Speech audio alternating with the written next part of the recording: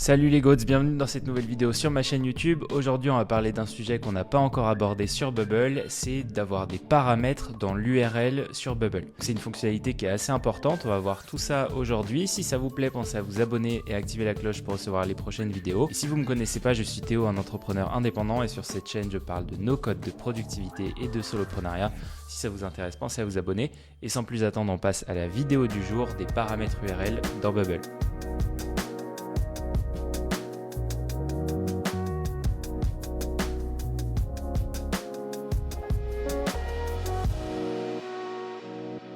Alors, comment est-ce qu'on va utiliser les paramètres URL dans Bubble? Il va y avoir deux temps. D'abord, on va les envoyer et ensuite, on va les utiliser. Donc pour ça, la première chose à faire, c'est d'utiliser tout simplement un bouton. Donc on va être sur une page, par exemple, et on va pouvoir utiliser les éléments d'un bouton pour envoyer des paramètres. Donc ici, on va faire par exemple, j'ai créé une page qui s'appelle Show Jardin. Et donc là, on va faire en sorte que ça, y ait le mot jardin dedans. Donc ici, alors, disons que c'est un bouton où on va cliquer sur la catégorie jardin pour ensuite aller voir les tâches qui sont liées à la catégorie jardin. Donc pour ça, on va prendre l'élément comme ça, on le met au milieu et on fait Start Edit Workflow. Et là, on va faire Go to Page. Donc on va se rendre vers une nouvelle page et là, on voit que sur cette action-là, il y a plusieurs éléments. Donc déjà, on peut choisir la destination. Donc nous, on va mettre la page index parce que c'était celle qu'on avait de base. Data to send. Donc là, on peut envoyer une certaine donnée directement à cette page. Ça peut être, par exemple, envoyer les données de l'utilisateur qui est connecté. Ça peut être envoyer les données d'un utilisateur spécifique. Voilà. En gros, le Go to Page, quand vous envoyez des données, c'est un peu l'équivalent de Display Data to Group, c'est-à-dire que vous allez envoyer une donnée à une page afin qu'elle puisse l'afficher. Dans un cas, vous allez l'envoyer sur la même page, Send Data to Group, et dans ce cas précis, vous allez l'envoyer vers une autre page. Et en envoyant cet élément vers une autre page, soit vous pouvez envoyer une certaine donnée que vous avez sur cette page-là ou dans un repeating group qui contient, chaque ligne contient un type de données différentes et vous pouvez l'envoyer vers une autre page. Par exemple, si vous faites un listing avec des annonces, vous pouvez cliquer sur par exemple une des annonces et vous allez sur la page de l'annonce. Voilà, et chaque page va avoir son ID en titre. Soit vous pouvez le garder sur la même page. Ici, ce qu'on va faire, c'est qu'on va rien envoyer, mais on va envoyer des paramètres sur la page. Donc soit vous pouvez envoyer les paramètres qui sont déjà sur la page actuelle. Donc vous définissez des paramètres de page et vous les envoyez ensuite directement à la page d'après. Soit vous pouvez ajouter des nouveaux paramètres. Nous, c'est ce qu'on va faire et ici, on va définir par exemple l'objectif. Donc voilà, on a un objectif et on va choisir un objectif. Donc nous, en l'occurrence, ça va être Do a search for, ici, objectif. Et on va chercher par exemple nom égal, et je ne sais plus ce que je lui avais dit, voilà, jardin. Donc là, on va chercher nom égal jardin par exemple. Et ensuite, on fait first item pour avoir le premier objectif. Et tac, on va chercher le nom. Donc une fois qu'on a le nom de notre objectif, on va l'envoyer directement sur l'autre page. À noter que là, je l'ai mis forcément dynamiquement de la base de données, mais ça marche aussi si je fais comme ça. Si par exemple ici je fais jardin comme ça marche aussi. C'est juste que en principe, ça vous n'allez jamais l'utiliser, vous l'utiliserez toujours de manière dynamique. Donc là par exemple, j'envoie objectif et jardin dans l'URL. Comment est-ce que ça se traduit? On va voir ça tout de suite.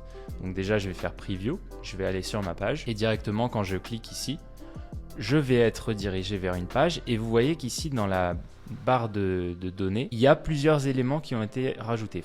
Bon, déjà, il y a le debugger, debug mode égale true, ça veut dire le debugger est activé. Pour le retirer, il suffit juste de faire ça. Voilà. Et donc là, on a et objectif égale jardin. Et en fait, ce que ça veut, tout ce qui est après le point d'interrogation ici, c'est ce qu'on va appeler des paramètres. Donc le premier paramètre, ça va être par exemple ici, qu'est-ce que c'est que ce paramètre? C'est un objectif et quelle est la valeur du paramètre. Ça marche comme ça dans quasiment toutes les web apps qui existent. Et ensuite, si vous voulez rajouter d'autres paramètres, vous pouvez faire par exemple et là vous rajoutez d'autres choses. Par exemple, je pourrais faire tâche ici et mettre par exemple chien. Et voilà, donc comme ça on pourrait filtrer les éléments de cette manière-là. Donc nous l'objectif c'est, pour l'instant on a juste mis ça, et pour l'instant rien ne se passe. On va juste sur cette page, on a envoyé des paramètres, mais ça reste la page telle quelle. Maintenant on va voir comment est-ce qu'on peut utiliser justement ces paramètres qu'on a envoyés directement sur la page.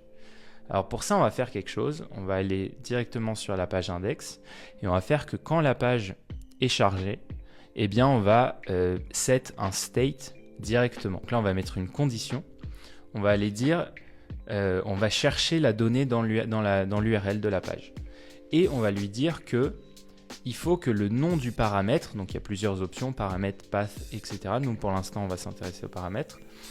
Et ici je vais lui dire que le nom du paramètre, eh bien ça va être objectif. Donc ici je mets objectif. Donc là ce que je lui dis une fois que c'est fait, je lui dis ok, j'ai défini un paramètre qui s'appelle objectif. Si jamais il n'est pas vide, donc si jamais il existe, à ce moment-là la condition doit se passer. Et ce que je vais lui dire c'est que ok, donc quand il y a bien un paramètre qui existe, donc qui s'appelle objectif égale quelque chose, eh bien ça veut dire que il y a quelque chose qui va se passer, j'ai envoyé une donnée. Donc pour ça, je vais lui dire set state ici of an element. Je vais aller sélectionner ici mon repeating group tâche. Et ensuite, ici, je vais faire objectif. Et là, je vais venir définir l'objectif que j'ai mis dans l'URL. Et donc ici, je vais récupérer mon objectif et je fais do a search for ici objectif.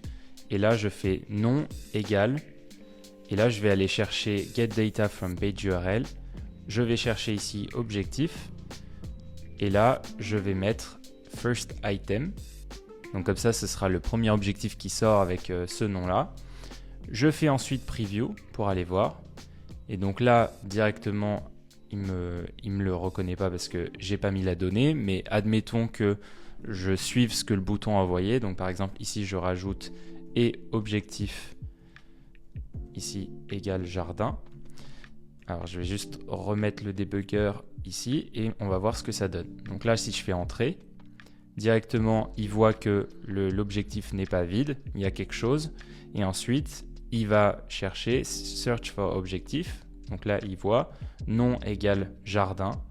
Ensuite first item, il l'a découvert, il sait qu'il y a un first item et du coup ici, il m'active directement jardin. Ça, c'est un bon moyen pour afficher différents éléments. Alors ensuite, la deuxième chose qu'on peut faire, c'est afficher par exemple certaines tâches d'un repeating group par rapport à ce qu'il y a dans l'URL. Donc ça va être très utile, notamment si par exemple, je sais pas, vous avez un site d'annonce d'agence immobilière.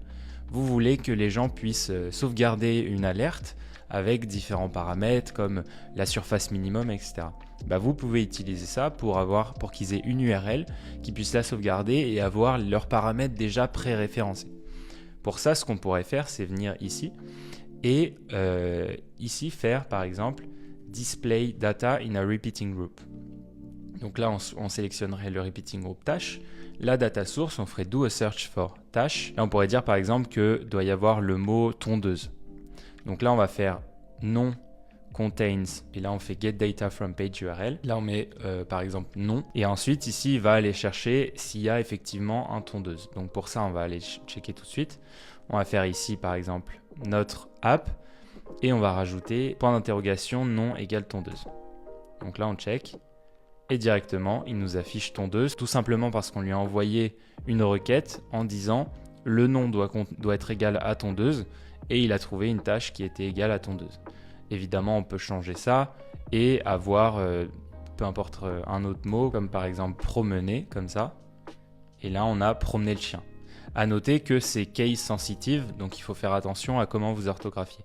Mais c'est un moyen, comme un autre, d'afficher plusieurs choses et de jouer avec justement différents paramètres. Et voilà, c'est tout pour cette vidéo. J'espère que ça vous a plu. Évidemment, on peut faire beaucoup plus de choses avec les paramètres dans les URL, mais c'était un petit overview de quelques fonctionnalités qu'on peut utiliser. Si ça vous a plu, pensez à liker cette vidéo, pensez à la partager si ça peut servir quelqu'un de votre entourage, et pensez à vous abonner à mon édito, edito.io.fr. Pensez à aller voir mes formations qui vont vous aider à créer des projets de A à Z sur Bubble. Et sinon, on se retrouve demain pour une prochaine vidéo. D'ici là, gardez toujours cette envie d'entreprendre.